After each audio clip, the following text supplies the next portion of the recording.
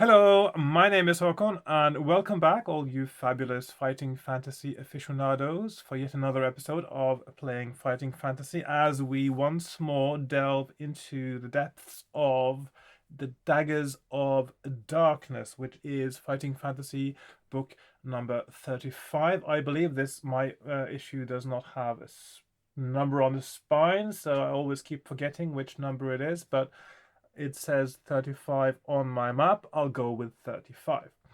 And one of the slightly wonky covers, I think, this one, but there you go. So last time I started playing this, did not make it. My character met an unfortunate end, an untimely and unfortunate end. And maybe this time I will be able to do better. At least that is the theory. So I don't think I have anything else I need to address before I get started. So I'll just change my view now to my desk where I have my supplies lined up.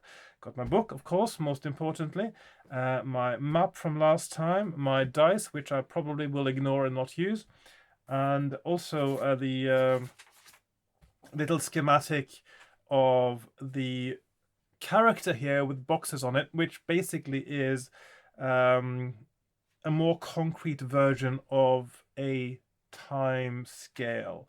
Because in this particular game book, there is a time constraint. Time does pass. Sometimes you make choices that make more time pass.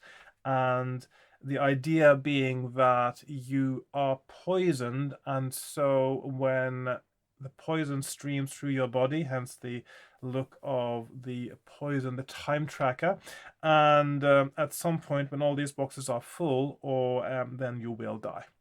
So there you go.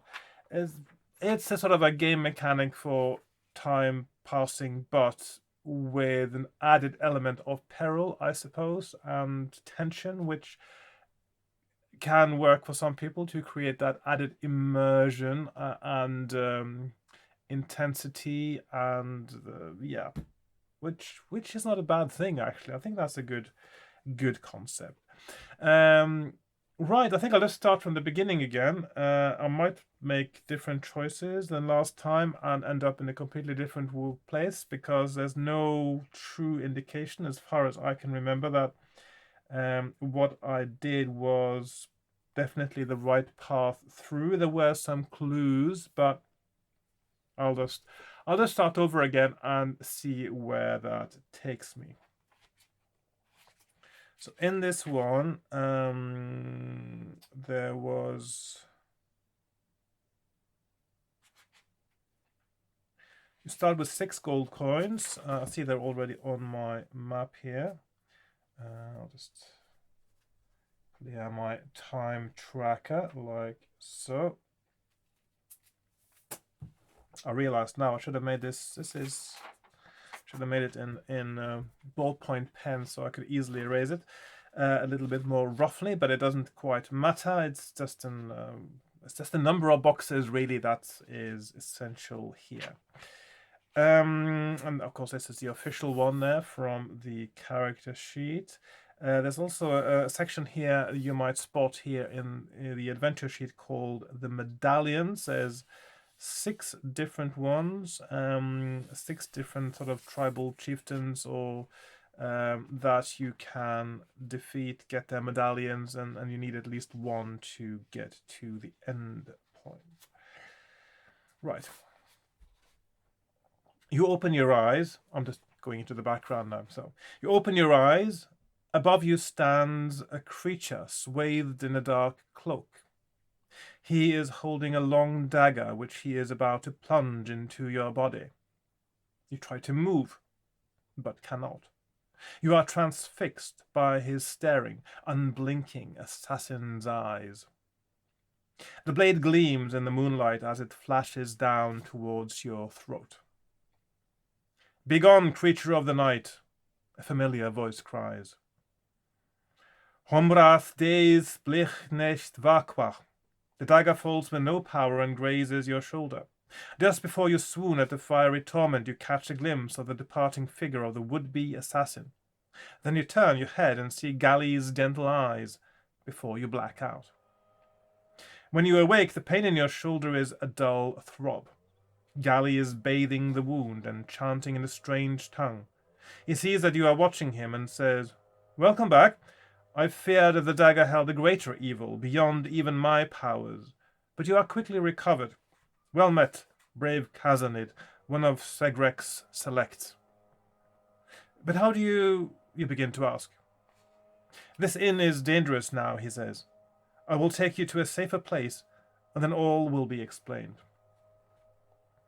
The drinking companion you knew as Gali leads you into the keep at Gorak, up a spiral staircase and into a large room full of dusty books, jars and bottles, small furry creatures and birds. Suddenly you realize that Gali is none other than Astrogal, the wizard. He explains that there is little time. Only recently has he learned that Segrek, ruler of Kazan, died the previous year, and that the vizier, Chingiz, suppressed the news and sent out the Mamlik assassins to kill all the select before they could undertake their journey to the throne at Sharabas. He tells you to sit and rest, for there is much to be done. As he leaves the room, you hear him ordering the guards to let no one in. You sit back, rubbing your shoulder, and watch the birds flutter in and out of the window. By your side, a small book lies open. You pick it up to read a very familiar story. Kazan. Very little is known of this strange wild land. It is situated to the west of Gorak, see above, and south of the Sword Flow, in the extreme southwest corner of Kul. The capital city is Sharabas, where sits the throne of Kazhan. The remainder of the land is divided into 6 tribal regions, each fiercely independent and warlike. The Khazanids are renowned for their bravery and their acceptance of any creature or being that can stand up to their hard and, some would say, savage tests. There have always been rumors of the presence of gold in the greater Ilkhans, the range of mountains to the south of Sharabas, but no prospector has ever returned with firm evidence. Kazan has a very strange ritual of succession to the throne, but the system has meant that every ruler of Kazan has been very brave, strong, and quick-witted. Those parents who choose to nominate their children as heirs to Ushun Koja, or the Select, bring their babies to Sharabas, where they have to undergo a series of tests. The parents of those children who pass the tests are given money to bring up the infant in the approved manner. At the age of 9, the child is exiled from Kazan and must roam the lands of Kul, making his or her own way and surviving the rigors of loneliness and fear. When a ruler dies, the select are summoned by messengers who travel the countryside, leaving secret symbols in traditional locations. They must make their way to Kazan, enter the great mazes, and obtain as many of the clan medallions as possible. Then they have to reach Sharabas, where they must be the first to sit upon the throne. The Khazanids are a very secretive people, and the mystery of what happens in Sharabas has never been revealed, or as they say, what happens in Sharabas stays in Sharabas. Suddenly your reading is interrupted by Astrogal, rushing back into the room, clutching the evil dagger of the Mamlik assassin. This dagger was forged by Chingiz with a very strong death spell. There is no way to recover it but to hand it back to its maker, Chingiz. You must hurry. You secure the dagger in the lining of your boots. So begins your journey to the throne of Kazan. You must make your way through the wild lands, take the test of the clans, enter the mazes, and carry as many of their medallions as you can to Sharabas. Once there, you must find the great throne. All the while you will be sought out by the Mamlik assassins who serve the evil vizier Chingiz. Caution must be your watchword.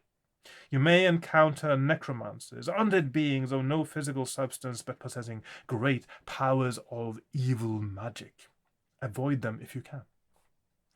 Unfortunately, as Astragal explained, you have been scratched by a death spell dagger. Your body has been infected by the evil of Chinggis. The poison will spread slowly through your body, but it will have no real effect until it has traveled through every part. And then death will be sudden and violent. Now turn to 1. Okay, so,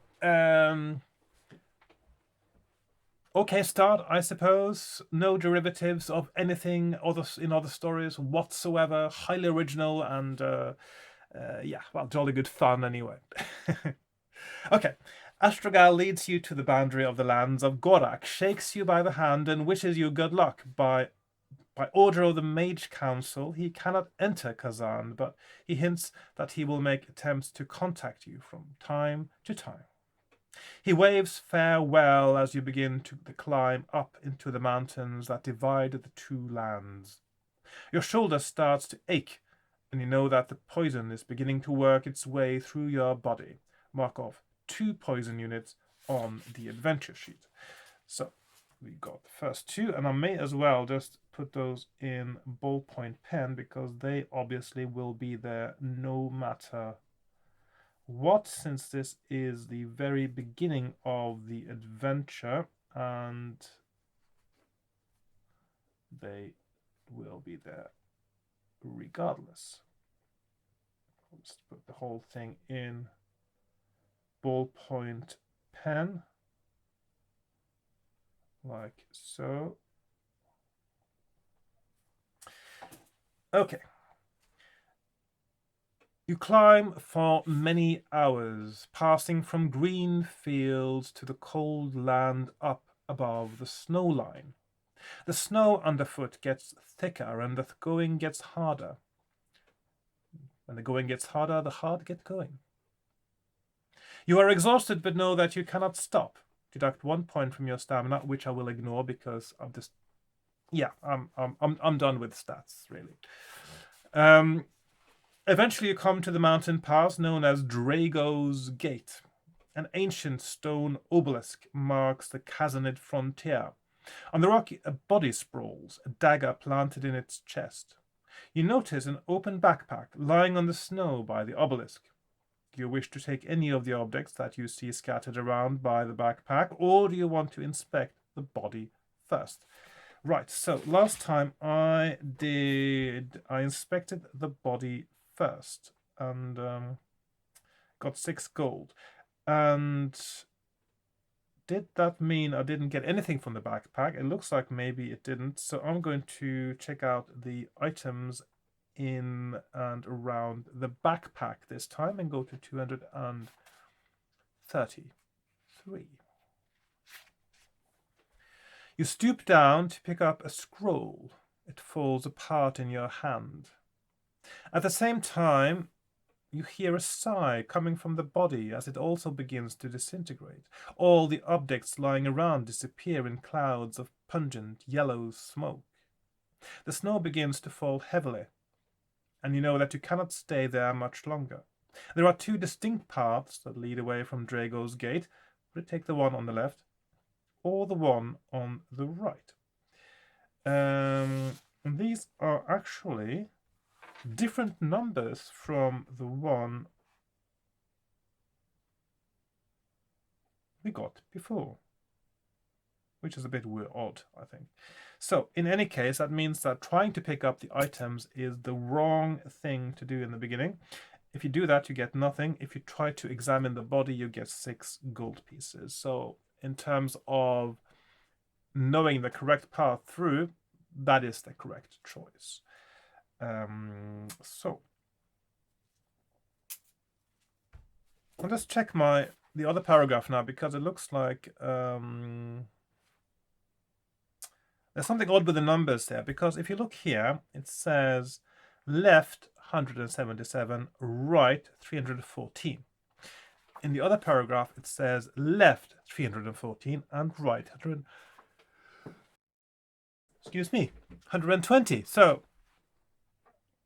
there must be some kind of typo. No, yes, this is, oh, I see what's happening here. Yeah, and if you do the other one, you actually have to move on. You decide not to hang around, so you take the right-hand path.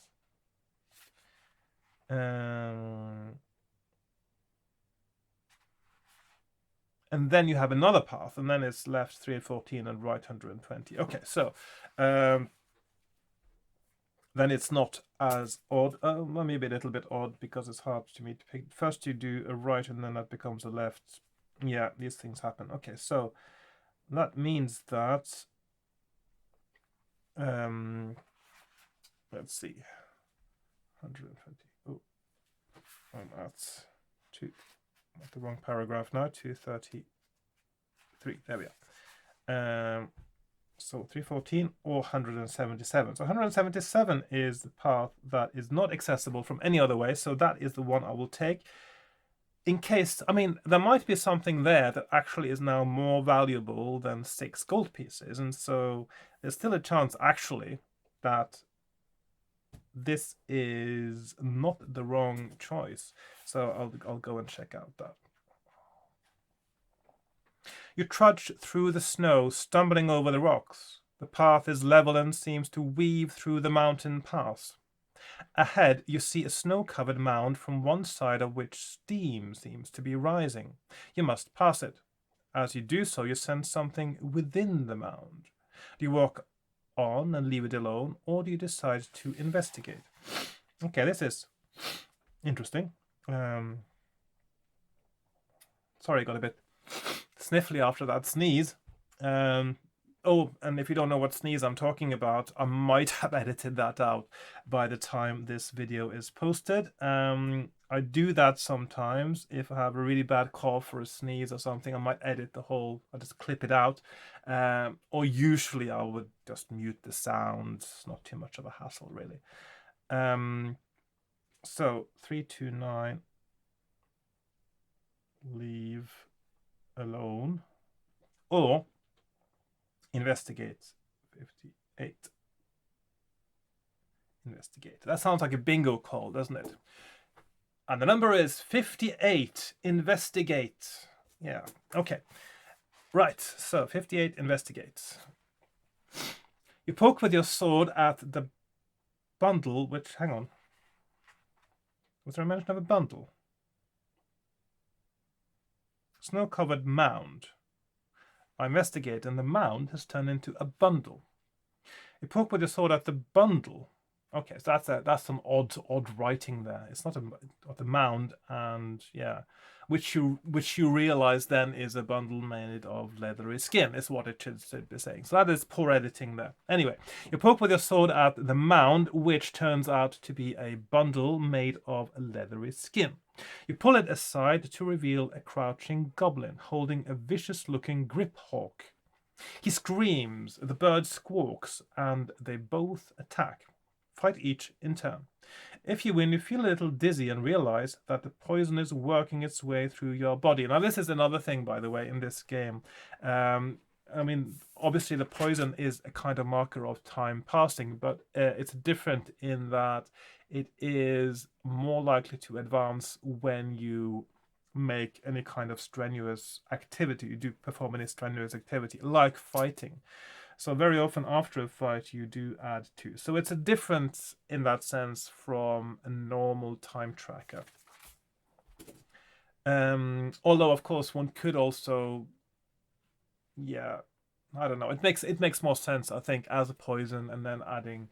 So that actually rewards avoiding battle, I guess. Anyway. If you win, you feel a little dizzy, blah, blah, blah. However, you stagger on, and after some time, you can make out a dark figure outlined in the snowscape. Do you approach this figure, or do you prefer to hide and let it pass before carrying on? Right. Oh, and I see I have a double paragraph there. That's what goes down there. Okay, so...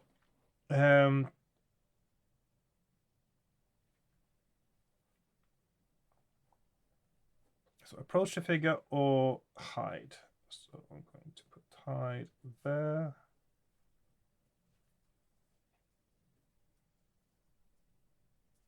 height and 387. Approach.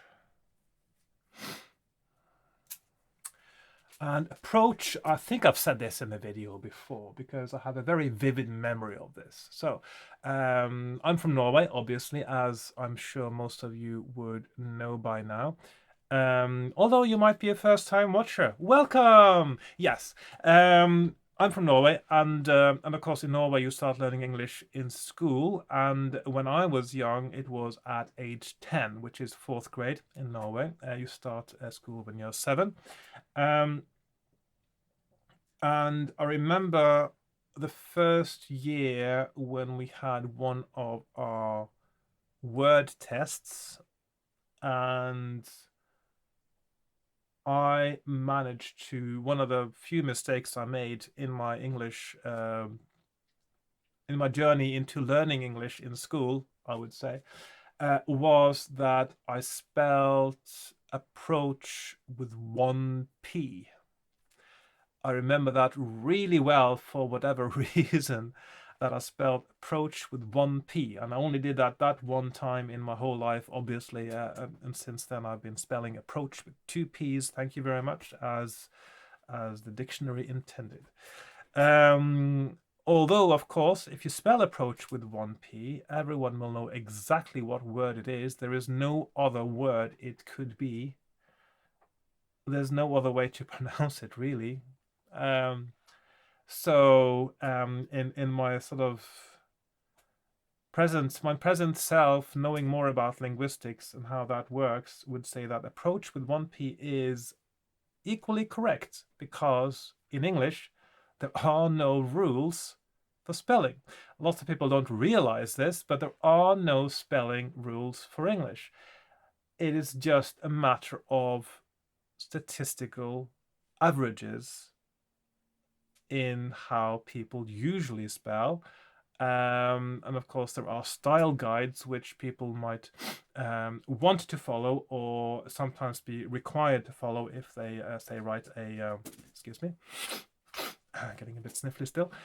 If you're writing for a newspaper, that newspaper would have a style guide. If you're writing an academic paper, there would be a style guide for that. But generally speaking, it is not a mistake if I just randomly write something to someone and write approach with 1 P, because you know exactly what I mean. And that is, linguistically, the only measure of correctness in language, especially for one that doesn't have an official standard, neither for spelling nor grammar, by the way, or punctuation, like English, is that if you get the intended meaning across, and when you're talking about communication as a means of communication, which writing is a means of communication, if you get the meaning across that you intended and it is received as the correct meaning, then that is the only measurement of correctness that is valid linguistically. So approach with 1 P is as correct as approach with 2 P's, unless you follow a style guide. So there you go. Today's lesson. There endeth the lesson. Right. Right. Where am I? Yes, approach to figure with 1 or 2 P's, as we established. And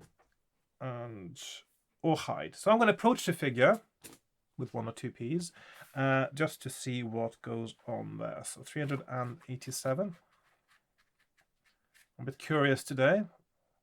Not a cat, might still kill me though, regardless of whether I'm a feline or not. So you approach the figure and it holds out a thin, bony hand, pleading for money.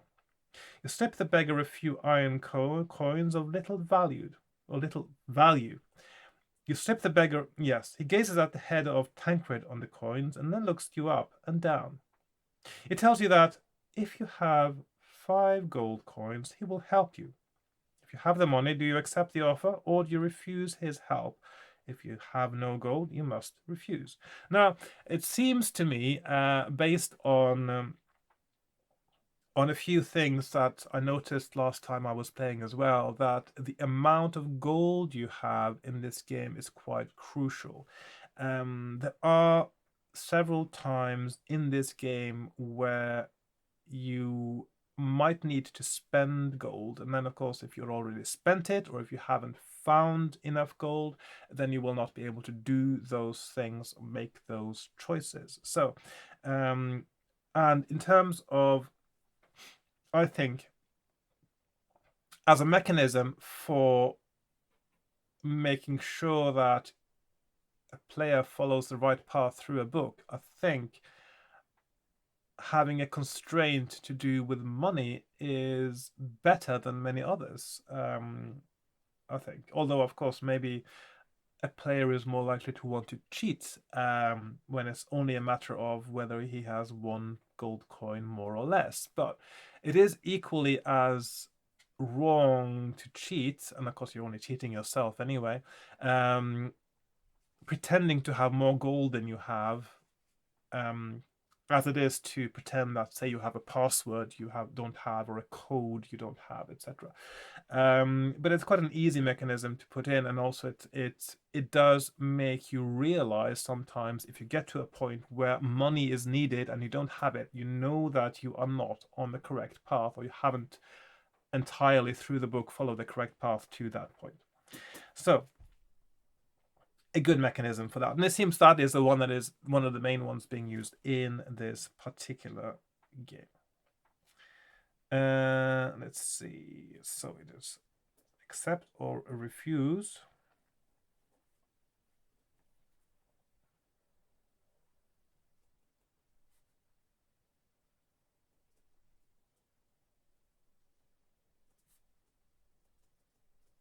So I only have 6 gold.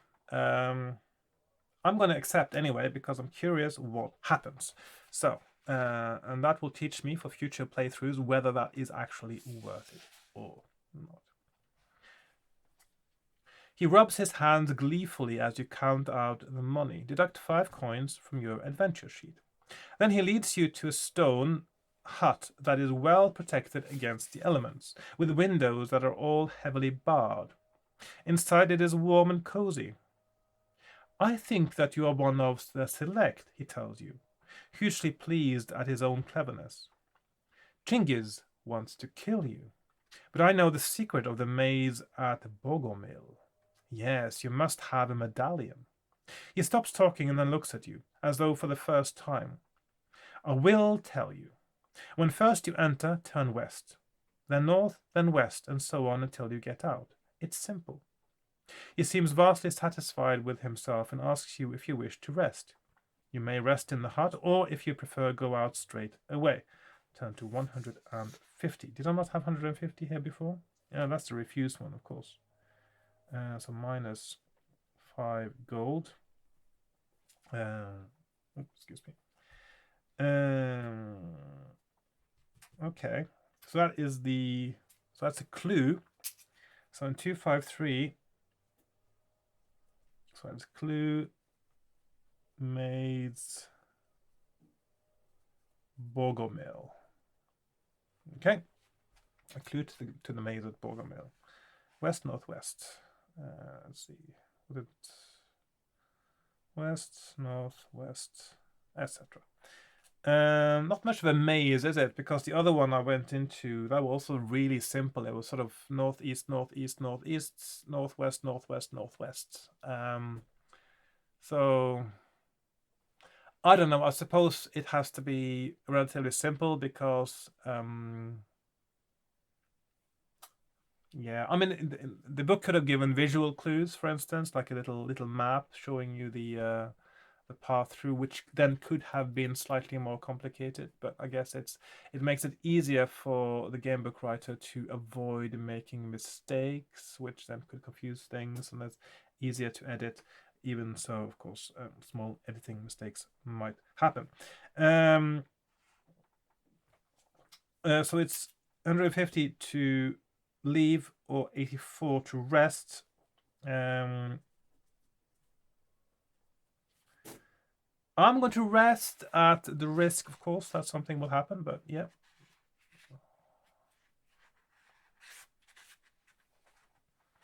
You settle down to rest and fall asleep quite quickly. Add 2 points to your stamina. You are awakened abruptly by the noise of someone screaming, and here the first thing you see is the dagger of a Mamluk assassin about to plunge into your chest. Why is he screaming?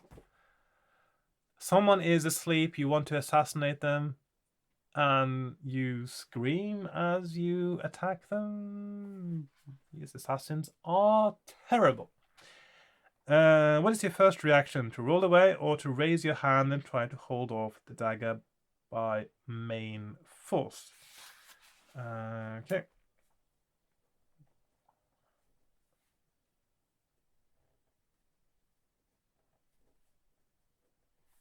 Roll away, I suppose.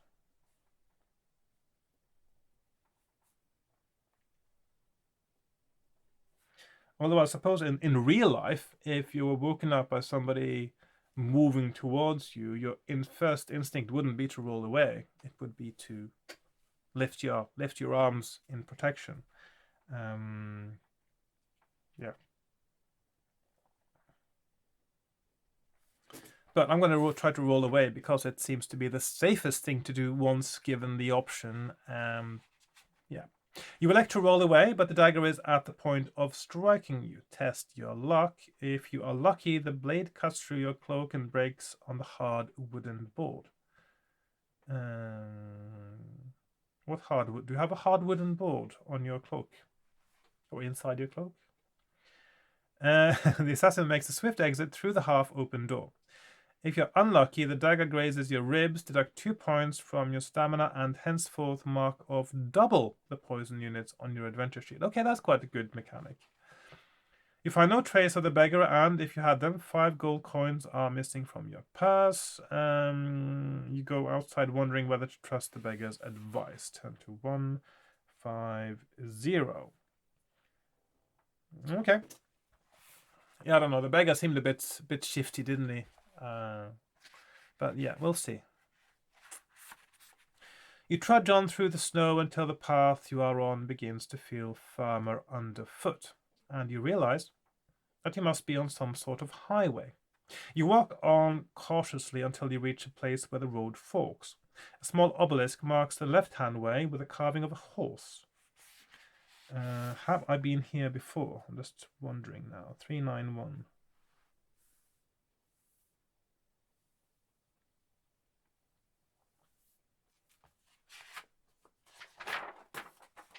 Doesn't look like it.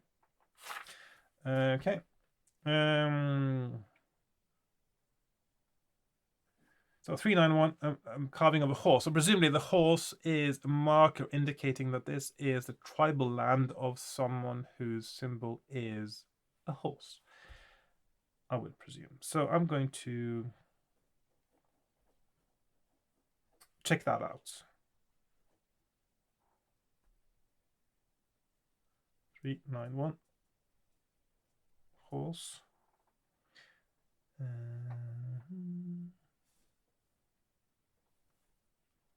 Or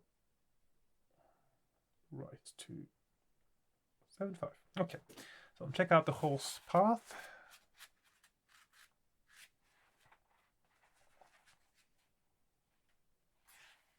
You set off along the track, which soon becomes a good, solid road.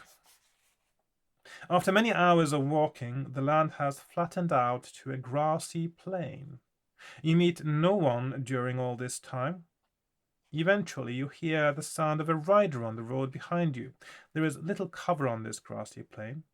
Do you decide to lie down in the grass and hope that no one will see you, or do you carry on like a normal traveler? Okay.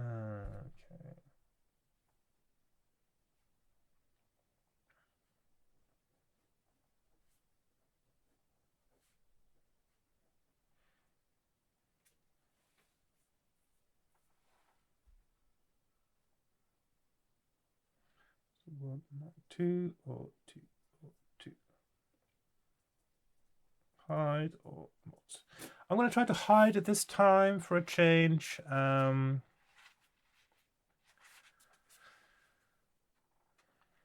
Deciding to take no chances, you lie flat out in the grass with your cloak over you. You hear the rider pass by, then stop. After a short time, you hear the horse trotting away. You get up with no idea whether or not the rider saw you. Do you wish to carry on along the road, or do you prefer to keep off the road and travel on the plain? So, okay, I'm thinking that I should get off the road. Now, it seems to me that one of the ideas of this particular game and its mechanics, the poison one, is that it benefits you to avoid battle, which is unusual, of course, because generally speaking, when you're in battle, you have to add more poison to your system. And also, if you battle an assassin and they scratch you with their daggers, which also got the same kind of death spell on them, then of course that will exacerbate things hugely. So it seems that you are trying to avoid battle, but of course sometimes going into battle is going to give you advantages. You might pick up a certain item, for instance, that you might need, or gold, which you also might need, because that's another mechanic. So there's some kind of balance between fighting, not fighting, picking up gold, or just sort of avoiding getting into trouble altogether. So yeah, 53. Do we have 53? Don't think so. Now, last time there was... oh, hang on. Ah, yes. Last time I saw a place where there was a junction where there was bull to one side and horse to the other side. I didn't take the horse one. So presumably now it is possible that the path I am on, this bit of map here, will be the same as when you go out from this one. I'll just double check that. Or just check that, I'd rather say. I used to double check a lot when I'm not supposed to. 1292 to 391. No, that's not quite it, because it's a different path then. It's just, obviously, it's, yeah. Because it is a different location, after all. They don't merge up. At least not right away, they don't merge up. Right, so I was at 202, yep. So 53 is road, and 333 plain. So I'm going to go on the plain.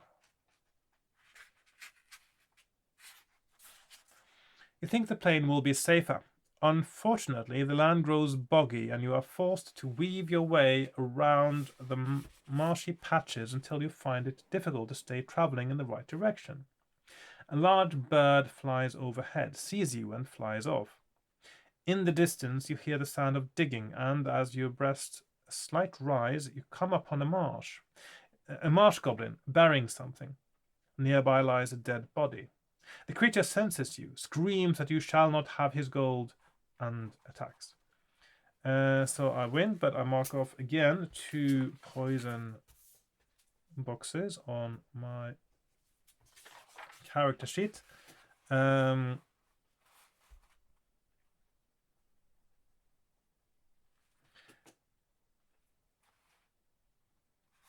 drag out the half-buried... If you win, mark off 2 poison. You drag out the half-buried chest and find 25 gold coins. Oh, that's pretty lush. 25 gold.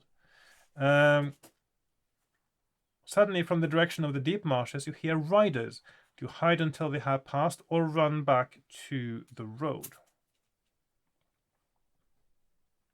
Well, there was that bird that spotted me, so presumably these riders are now almost at the ring race. It's the assassins, of course, the Mamlik assassins, presumably. Do hide until they have passed, but will I be able to hide is the question.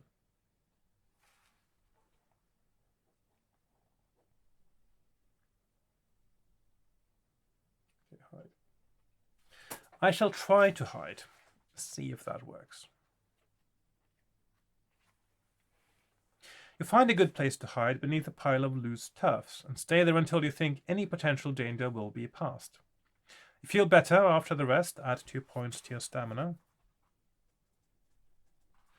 When you get up, you find yourself surrounded by a group of silent horsemen. A miserable-looking orc is chained to one of the horses, and there are grip hawks circling above the group. One of the riders moves forward and introduces himself formally as Boris Counterstrike. He demands to know your business in these lands of the Bogomilses. Do you reveal that you are one of Sigrek's select, or do you tell them you are traveling merchant? So these are the tribespeople then, and in that case that's not a bad thing, because they will respect you as long as you're able to pass their tests, presumably. And they will not mind if I am one of Sigrek's select, will they? 183. They will actually respect me for that. So they will not respect me for lying. So I'm going to be honest with them and say that I'm one of Sigrek's select.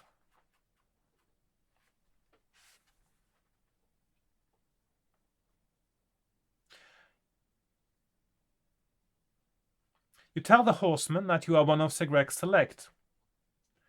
This makes the riders sit up and look at you with greater interest. Boris walks his horse around you and then speaks. You follow a difficult path, for now traditions are being flouted. He looks pointedly at the orc, who scowls and spits. We are to test you. Do you agree to the test of the Bogomil? You cannot refuse. Yeah, simple. They lay you on the ground and tie your arms and legs to wooden stakes. A wild stallion is then brought in. It stamps, snorts, and kicks, then rushes to where you are trapped. Throw 1 die for the position of your right arm, and throw 1 die for where the horse's hooves hit. If the 2 numbers thrown match, then you have been hit. Deduct 4 points from your stamina and mark off 2 poison units. Repeat this procedure for your left arm and for both of your legs. If you're hit twice, you die, and your quest is over.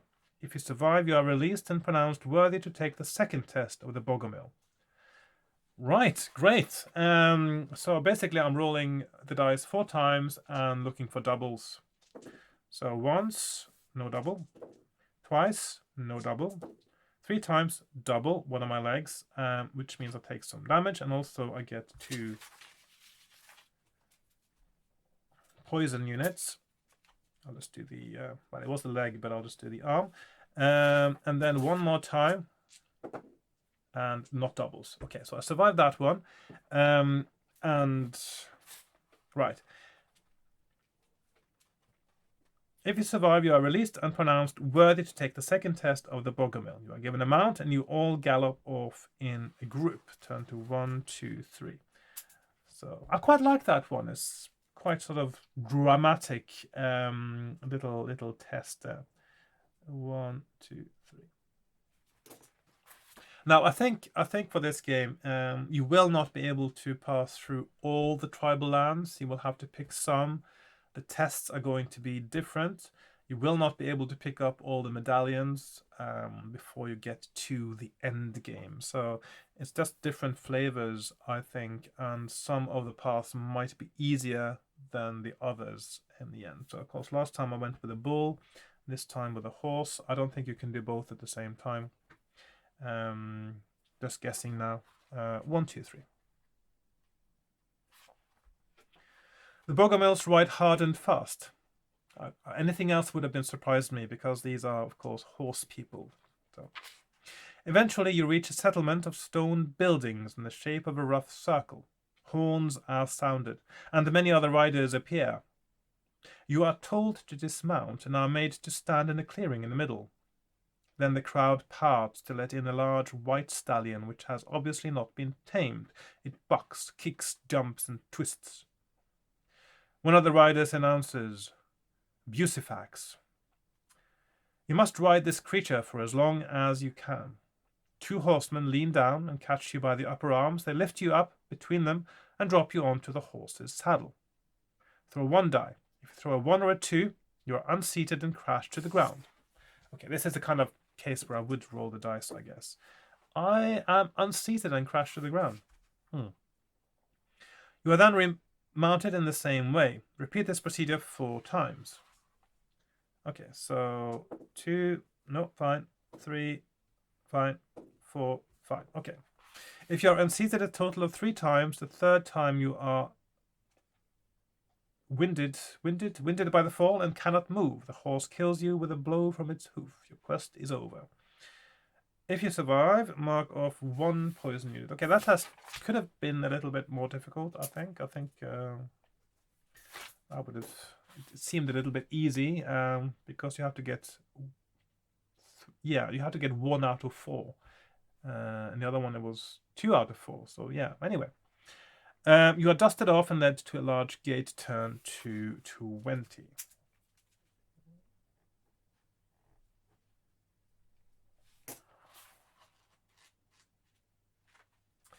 The gates of the Bogomil maze open. Inside, you are confronted by 2 huge stone statues of rearing horses. You see the image of a woman with long white hair. She speaks in formal tones. You have been granted the honor of entering the maze. Seek the medallion and prove your worth as one of Stigrek's select. There is one true path through the maze and many dangers. To the blast of trumpets, you stride forward. You find yourself in a series of torchlit tunnels. You can choose to go west, east, or north. So this is the one that the slightly shifty beggar was talking about. He said west, northwest, etc. So I'm going to do as he suggested and go west, northwest. I'm going to put all the options up here on my map like so. So west 165, west, east 281, north.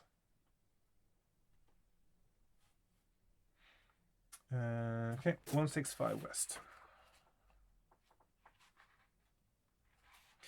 You stride along the tunnel. The torches burn brightly and you examine the wall carvings. At one point, you make out the word "the" engraved on the wall, but this makes no sense to you. Well, it could be THE, I suppose. You come to a door that opens easily but shuts firmly behind you. You have a choice of continuing west or following a tunnel north. So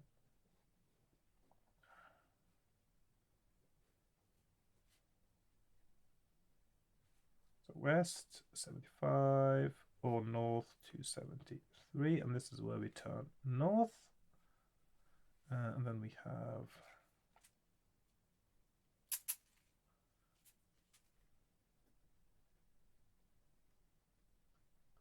the.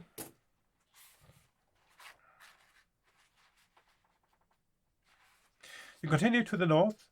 In the torchlight, you see a word carved on the stone wall: medallion. You pass a metal grill and breathe in a waft of fresh air. You feel strangely energetic. Add 3 points to your stamina. You go through a door that seals behind you. Turn to 153.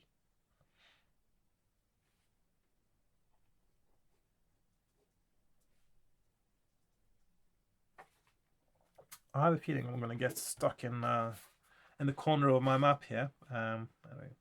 You are at the crossroads. Tunnels lead north and west, but there are shut and sealed doors to the south and east. The northern passage is short, and at the end of it, you can see an open door leading to some more tunnels. If you choose to go north, you pass through the door, which shuts softly behind you. Turn to 221. If you choose to go west, turn to 240. This is where I'm supposed to go west again, so I'm going to go 240, but it's nice to make the northern way look so inviting, isn't it? For those who don't know how to get through it. You walk purposefully along the corridor and then notice 2 blocks of stone with dice markings suspended from the ceiling. As you pass, they fall to the ground. Throw 2 dice. If you throw 9 to 12, add 1 point to your luck. Oh, okay, is that it? Okay. 1 point luck. In front of a door before you, you observe the word "ways" carved on the wall. So the medallion "ways."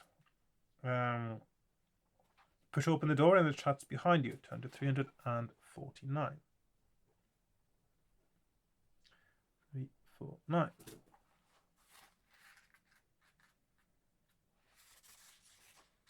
There are 2 sealed doors to the south and east and corridors north and west.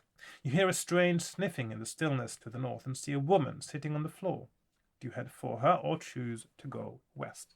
So I'm supposed to go, let's see, so this was west, wasn't it? I'm supposed to go north again, so that is heading for the woman. Let's see, so west, 147 west, and 215 north, and that means I need to change my page again. I'll move that over here to 15 north. Okay.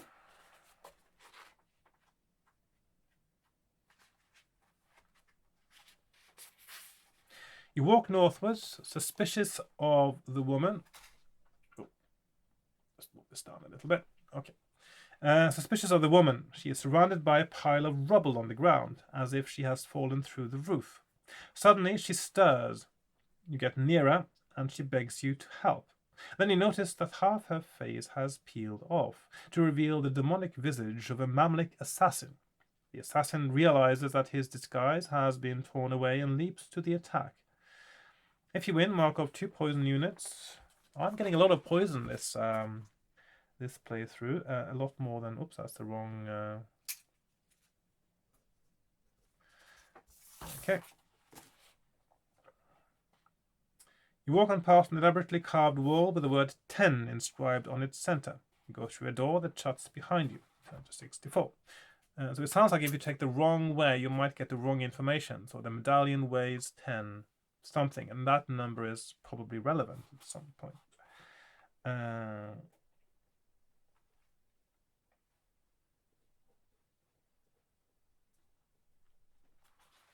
So if this book has... go through how many medallions now?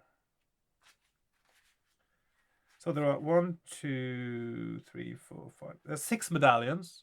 So 6 tribal lands. If you're able to get to all of them, or at least in some path of playthrough for this book, each one has an encounter where you meet them, you agree to test, you do 2 tests, and then you do a maze, which all would be about the same size. It's a lot of paragraphs devoted just to those 6 tribal lands, which might be in parallel as well. And I mean, it's not a bad structure for a game book, but that means that the actual length of game from beginning to end might actually be rather short, because so much is devoted to those parallel sections of tribal lands, trials, and mazes. I don't know. I mean, it's a very structured approach. It certainly makes it easier to keep track of where you might want to go. You might not be as necessary to keep a map as it is for other books in this case. I don't know. It's interesting anyway. I'm always interested by different ways of doing things in game books.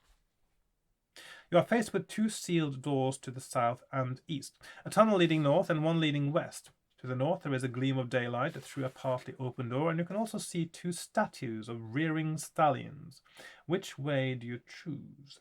Tunnel to the north or the tunnel leading west? It's time for westing in, isn't it? 196 and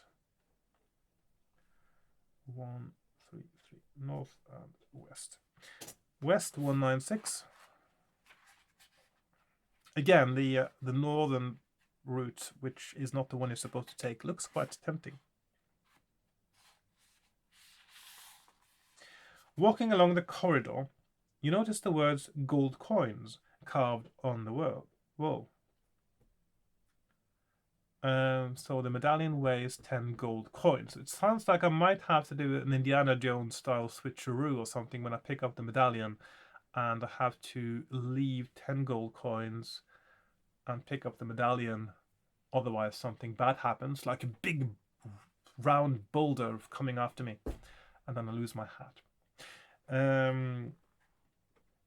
On the floor below the legend is a small bag that contains 5 gold coins. You pick these up. So I've got 30 gold coins now. Yep, plus 5 gold pieces.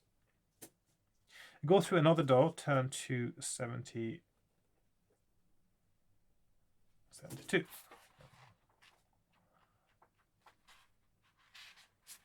You have the choice of following a corridor to the north, where you can also see a small obelisk, or one to the west, which also has an obelisk. The door you have come through will not open again. Okay, so north and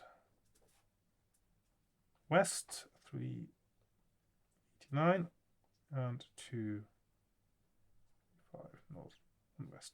So I'm due to go north again, so that is 235. You walk carefully towards the obelisk. It is intricately carved with galloping horses, and there, on the top, you see the medallion. You examine the area carefully, fearing one last test.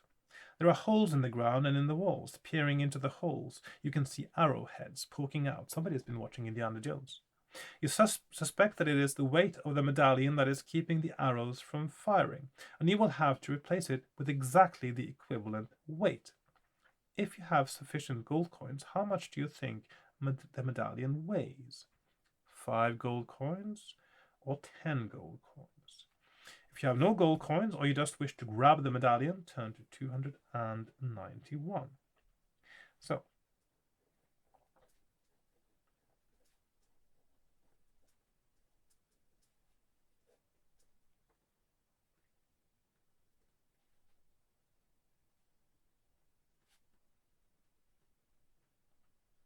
grab 10 or 5. So that means that at this point, you will have needed to have 4 gold coins before you get to the horseman's tribal area. Otherwise, you will fail. So as I thought earlier, the gold coins is an important mechanic here to lead you or to allow you to know if you are on the right path or certainly definitely the wrong path. But of course, gold coins, unlike specific items, is sort of a blunt instrument which makes it easier to create multiple correct paths, which I think is a good thing. Right, 10 gold coins it is, 199. So that means I'm down to 19 gold coins.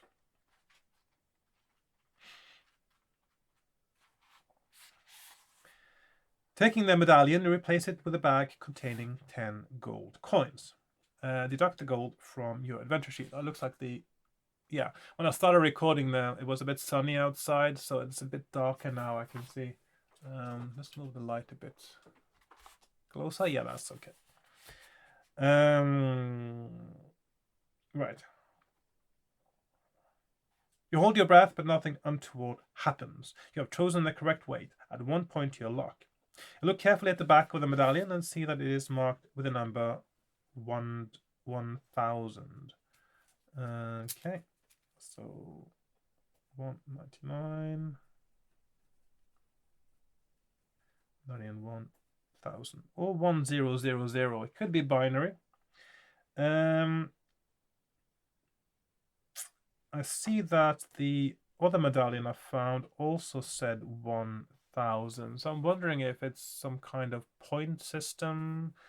If it is possible to pick up more than one medallion, it might be relevant later. We'll find out.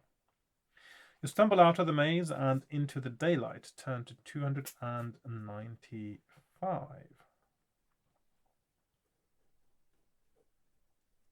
295. And then you meet Belloc, who steals your medallion. Right.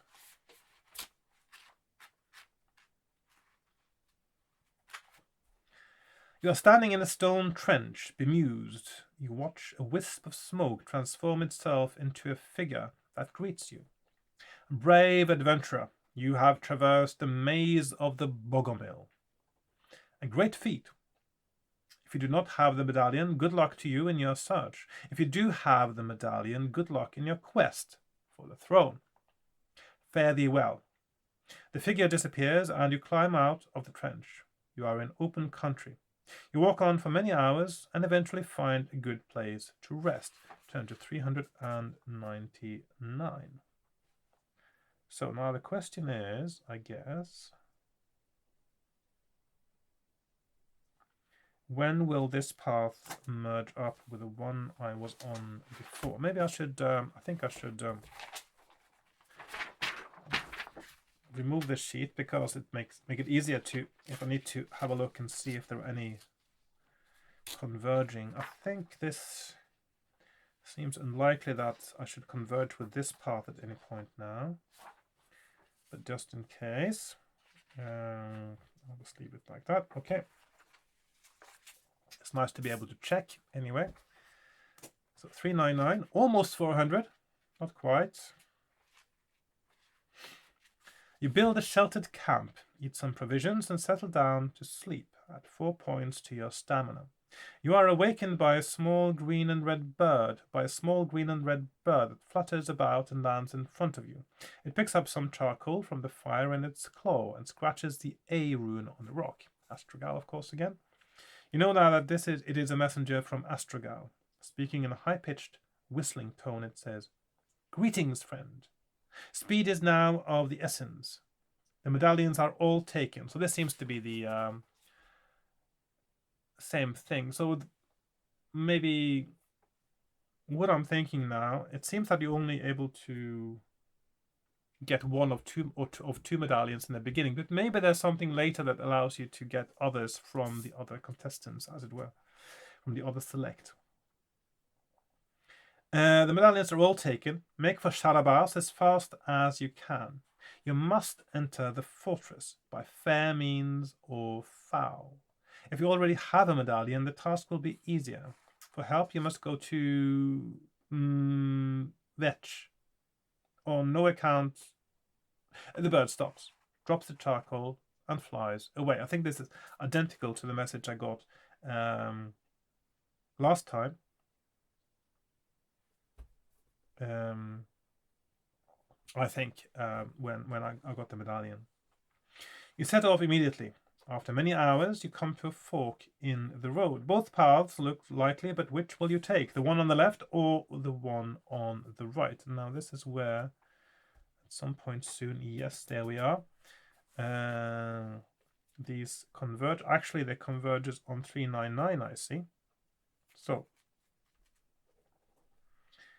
this point here,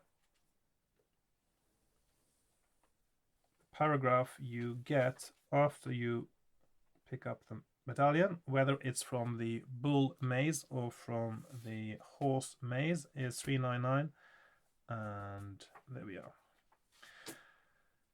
So this is actually really close to where I ended last time. Left or right? Last time I went left. Maybe I should go right because it's just nice to explore different options. Still early days, of course. I'm not expecting to win any of these books in 2 tries. It does happen.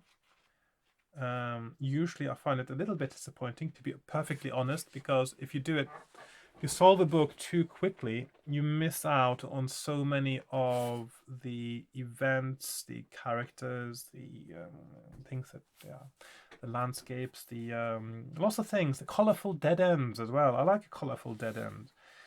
You walk for many hours, so this is me going right. You walk for many hours and the ground begins to get steeper. The track eventually peters out. Gazing around in the clear light, you see far below a line of riders. You cannot know who they are, but decide to press on. You reach the snow line and, turning, see the riders release a message hawk. You come to an area of very thick snow. Your legs sink in up to your knees and progress becomes very slow and tiring. Deduct 1 point from your stamina and mark off 1 poison unit. Suddenly, rounding a bend, you come up against a deep chasm. There are 2 snow bridges across it. Which do you risk using for your crossing? The one on the left or the one on the right? Now, you don't just cross a bridge made of snow. You clear the snow first. Otherwise, you don't know what it is, whether it's just made of snow and a little bit of ice, or whether it's actually got something solid underneath. But yeah, there you go. This might be the end again in that case. So Snowbridge, left 27 and right 2. 226. I'm going to go for the right one, 226, see what happens. You step onto the perilous bridge of snow and walk hesitantly across. Throw 2 dice for your weight and add 2 if you're carrying more than 10 gold coins. Throw 2 dice for the strength of the bridge. If your weight is greater than the strength of the bridge, it collapses, and you fall to your doom in the snowy chasm. Okay, I think I'd roll for that because it seems unfair to cheat on a point like that. So my weight is 6 plus 2 because I have 19 gold coins, so that's 8. Now I need to roll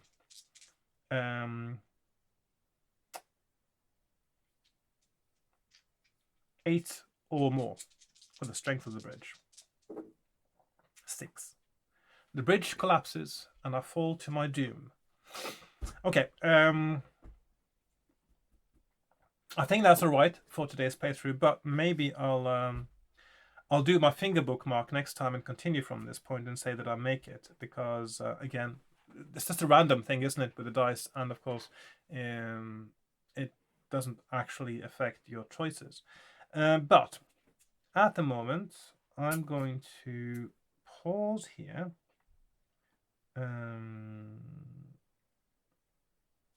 At 116.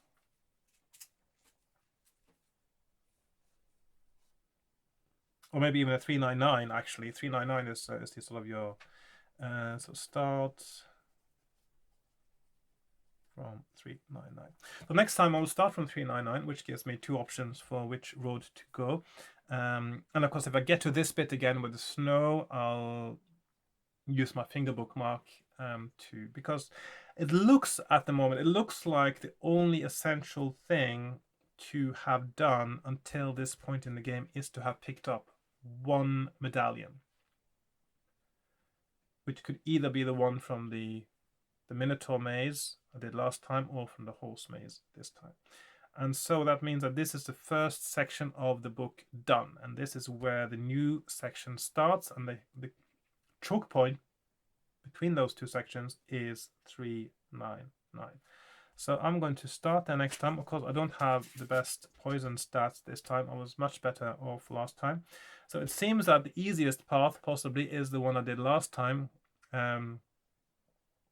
less lethal, and using less energy. But I will see how that goes, and